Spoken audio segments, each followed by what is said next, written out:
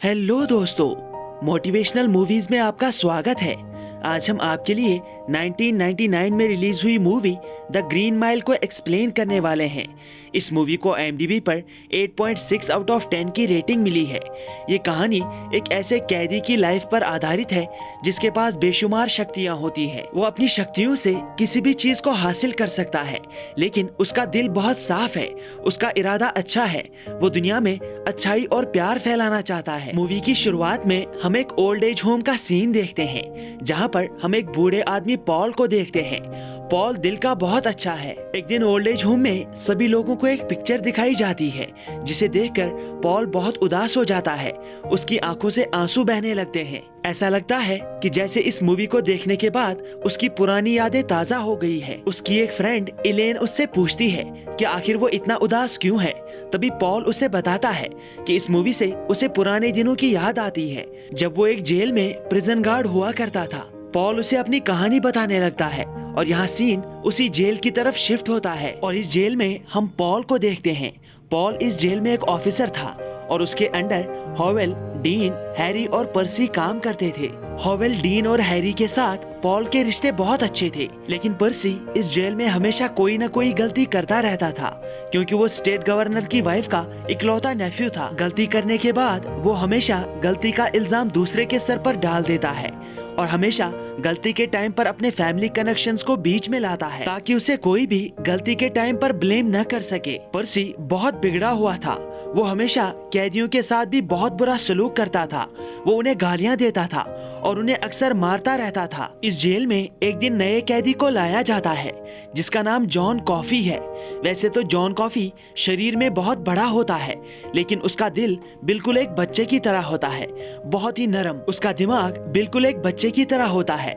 John पर इल्जाम है कि उसने 2 छोटी लड़कियों का रेप करके उन्हें मार दिया है। लोगों ने जॉन को उन दोनों लड़कियों की बॉडी के पास पकड़ा था। जॉन उस वक्त खुद भी रो रहा था और इसी जुर्म के लिए जॉन को मौत की सजा सुनाई गई थी। इस जेल में जितने भी लोग काम करते हैं या इस जेल में जितने भी कैदी हैं, सभी लोग पर्सी से नफरत करते हैं। सभी चाहते हैं कि पर्सी यहाँ से जल्द चला जाए। उसने सभी की नाक में दम करके रखा था। एक दिन इस जेल में आर्लन नाम के कैदी को मौत की सजा होती है। इस जेल में कैदी को करंट देकर मौत की सजा सुनाई जाती है। उसे एक चेयर पर बांध दिया जाता है और उसके साथ बिजली की तारों को कनेक्ट किया जाता है और उसके सर पर एक गीला स्पंज रखा जाता है, ताकि बिजली जल्दी से जल्दी उसके दिमाग में जा सके। ऐसा करने से कुछ ही सेकंड्स में उस व्यक्ति की मौत हो जाती है। आर्लन को सजा देने के बाद सभी ऑफिसर्स उस कमरे से बाहर आ जाते हैं। तभी वो नोटिस करते हैं कि इस जेल में एक चूहा घूम रहा है। दरअसल इस चूहे को एडवर्ड नाम के एक आदमी ने पेट बना लिया था और ये बात सभी ऑफिसर्स को पता भी चल जाती है, लेकिन किसी ऑफिसर को इस बात से कोई तकलीफ नहीं होती। लेकिन पर्सी इस बात से बहुत जलता है। वो उस चूहे को मारने की कोशिश करता है, लेकिन वो नाकाम हो जाता है। एक दिन मेंटल असाइलम से एक कैदी को इस जेल में भेजा जाता है।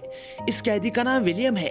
शक्ल से तो विलियम दिमाग से हिला हुआ लगता है, लेकिन जेल में आते ही वो सभी ऑफिसर्स को मारना शुरू करता है। यहाँ सीन पॉल की तरफ मुड़ता है। पॉल को यूरिनल इन्फेक्शन है। इस वजह से वो जब भी वॉशरूम जाता है तो उसे बहुत तकलीफ होती है। एक दिन पॉल जॉन कॉफी के साथ हाथ मिलाता है और अजीब कारण से जॉन कॉफी को उसकी तकलीफ के बारे में पता चल जाता है। वो पॉल को पकड़कर उसके प्राइवेट पार्ट पर हाथ रखता है और उसकी बीमारी को अपने अंदर खींच लेता है।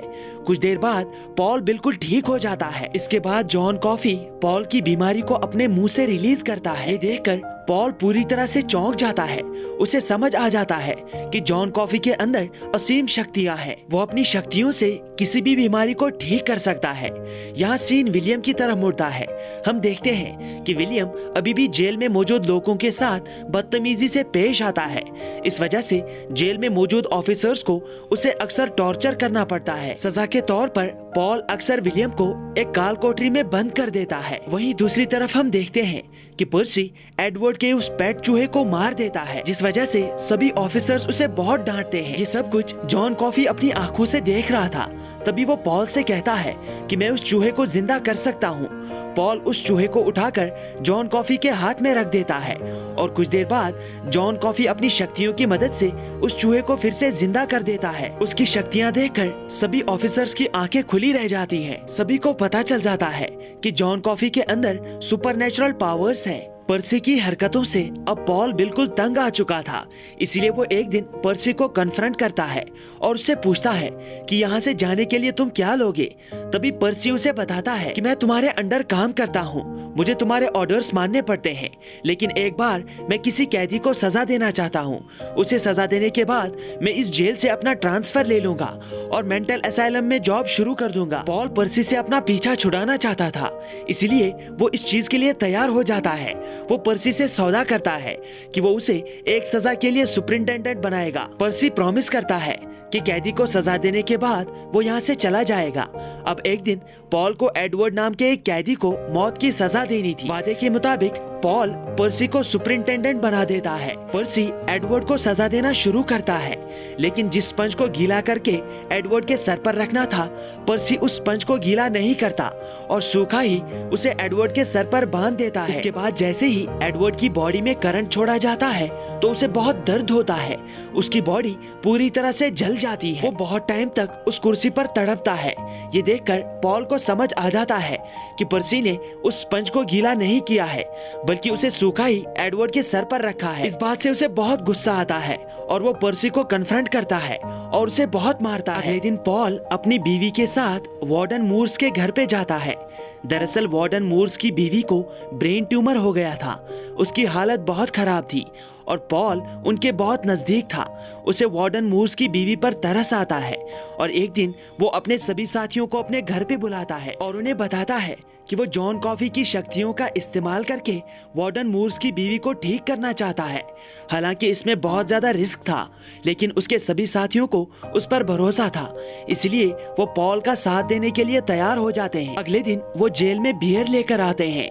उन्हें पता था कि विलियम उनसे बियर मांगेगा, इसलिए वो उसकी बियर में नींद की दवाई मिला देते हैं और विलियम को पिला देते हैं। इस बियर को पीने के बाद विलियम को नींद आ जाती है। इसके बाद पॉल और उसके साथी मिलकर पर्सी को उसी काल कोठरी में बंद कर देते हैं और जॉन कॉफी को लेकर जेल से निकल जाते हैं। वो जंगल के रास्ते से जॉन कॉफी को लेकर वार्डन मूर्स के घर पे पहुंच जाते हैं। वहां पर पहुंचकर जॉन कॉफी वार्डन मूर्स की बीवी का ब्रेन ट्यूमर अपने अंदर खींच लेता है और कुछ देर बाद वार्डन मूर्स की बीवी बिल्कुल ठीक हो जाती है। वहीं दूसरी तरफ जॉन कॉफी इस बार ब्रेन ट्यूमर को बाहर नहीं छोड़ता, वो उस ब्रेन ट्यूमर को अपने अंदर ही रखता है।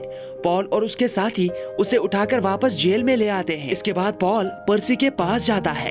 वो पर्सी को धमकाता है कि उसके साथ जो कुछ भी हुआ, अगर उसने किसी को इस बारे में बताया तो वो सभी को बता देगा कि एडवर्ड की दर्दनाक मौत के लिए पर्सी ही जिम्मेदार है। उसने स्पंज को गीला नहीं किया। पर्सी जैसे ही काल कोठरी से बाहर आता है तो जॉन कॉफी उसे पकड़ लेता है और वो वार्डन मूर्स की वाइफ का ब्रेन ट्यूमर पर्सी के अंदर डाल देता है, जिसके बाद पर्सी पूरी तरह से पागल हो जाता है। वो दिमागी तौर पर हिल जाता है। वो अपनी पिस्टल निकालकर विलियम को शूट कर देता है और थोड़ी देर बाद वो खुद जमीन पर गिर जाता है और वो ब्रेन ट्यूमर अपने आप ही उसकी बॉडी से बाहर आ जाता है। पॉल को समझ आ जाता है कि जॉन कॉफी ने ये सब जानबूझकर किया है, इसलिए वो जॉन कॉफी से इसकी वजह पूछता है।